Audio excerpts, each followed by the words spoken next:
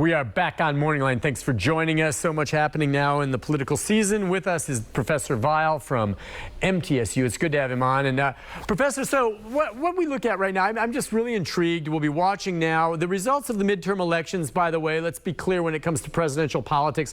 You don't want to take too much away from that, right? I mean, oftentimes, first-time presidents in their first term, in their midterm, don't always do well, right? And then that doesn't necessarily set the stage for what happens 2 years, following that. Yeah, and again, we're in the prelude to the midterm. Midterm's about 90 some days away, and if you just look at the last week, things can change in a hurry. Taiwan emerges to the scene, new developments in Ukraine. Assassination of, a major terrorist leader, final action finally happening in Congress on some issues that looked like they were dead.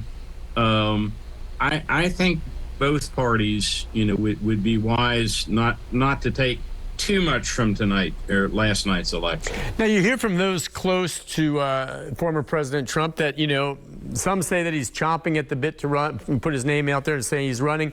Others say that, he's still evaluating. They were saying some of the advice he got was at least wait until after the midterm. Well, what is your take? I mean, I'm sure he'll look at some of that. I think he might want to run again. I mean, do you also think there's a chance, depending on how things play out, that, he decides, I'm just not going to do this again? Well, I think it's more likely that the Republicans will decide that as much passion as he stirs in his favor, he stirs an equal and opposite, maybe even greater amount of passion against him.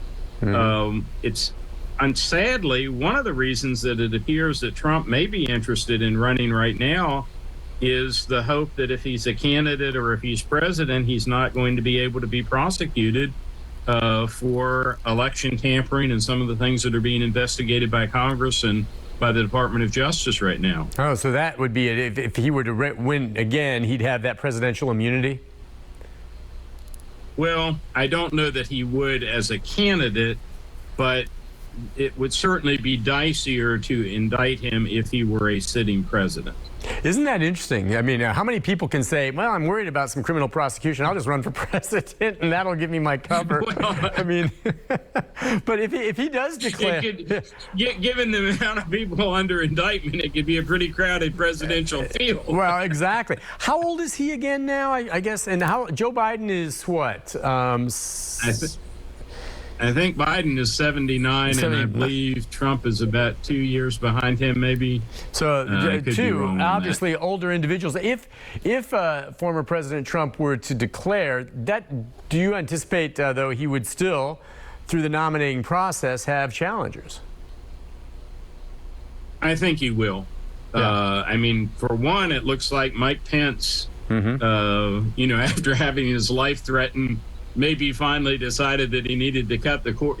Trump had already cut it for him. DeSantis seems interested.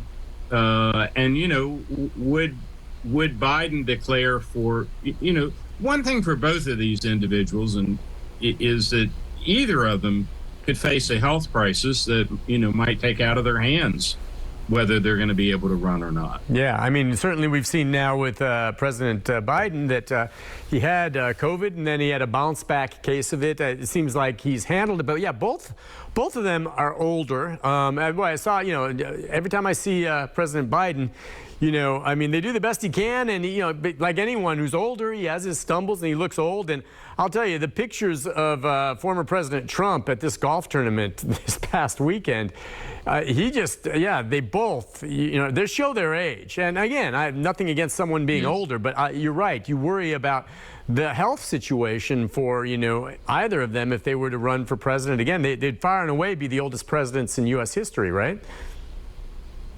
Yes, and, of course, we have the 25th Amendment and the fascinating, which calls for presidential temporary replacement in the case of disability. One of the most fascinating things to come out of the hearings is that cabinet officers were trying to decide, I don't know how far it got, but that there were discussions apparently as to whether Trump had sort of lost touch with reality and whether he needed to be temporarily replaced. Yeah, and let's talk. I was going to say a little bit about, the January 6th and the hearings, and there's going to be more coming. And I guess part of it is many of them have aired in prime time, others, during the day, a lot of news coverage of it. But, when they poll, you get a sense that, not everyone's watching, that's for sure. But right. With what we've heard in this, okay, especially the last hearing, I think it did, again, look good for Mike Pence. I mean, don't you agree? Yes. And I think that I do. Yeah, I mean, how that comes out. But what's interesting to me is we've heard like that last thing that you said, that they were actually considering. And it's just stunning to me with some of the things we've heard. And I know some say, well, these things are cooked up. No, most of what we're hearing at these hearings are from those who were closest to the president, who were there with him. It's not like they're throwing a bunch of Democrats up there just attacking him, okay? These are his own staffers, his own people, all of them who are around him saying these things, and yet he still has the power he has. It's stunning to me. It is, and what I always try to remind people here, a lot are not watching the hearings, but we're in a very, closely divided, highly polarized society right now. You don't have to convince, 50% of the people one way or the other. Often a difference, the 5 or 10% that might end up being persuaded by the hearings could very well make a difference, certainly in the general election. But also, I would think that key Republicans, are probably watching these hearings very carefully, and they have to assess, whether they have a winning horse here or, whether this horse is done and they need to move on. Yeah, but what's disturbing to me is if for some reason they decide that this is a winning horse because you have these voters that are still blinded by what we're hearing.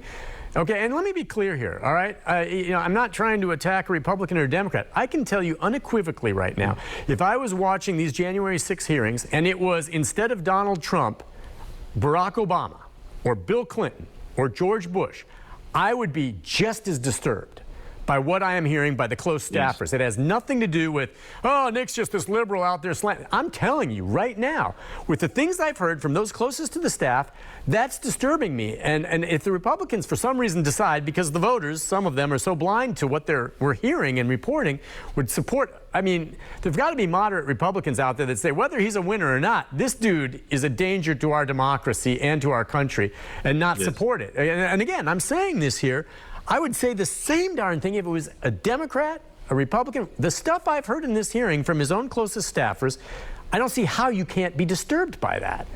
And say, well, that's okay, I'll still vote for him. And there are people out there that feel very strongly that way, and I am frankly baffled.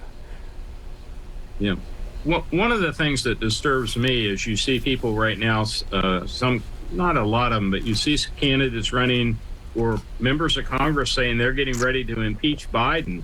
And it's like, if you just consider it a political tool, go ahead. But impeachment is not something, investigations are not something that you just routinely call on your opponents to embarrass them.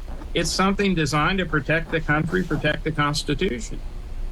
Yeah, that's what we've come to. Let's, Wilma had a follow-up phone call. We'll take her real quick. Wilma, go ahead. What did you have to follow up on?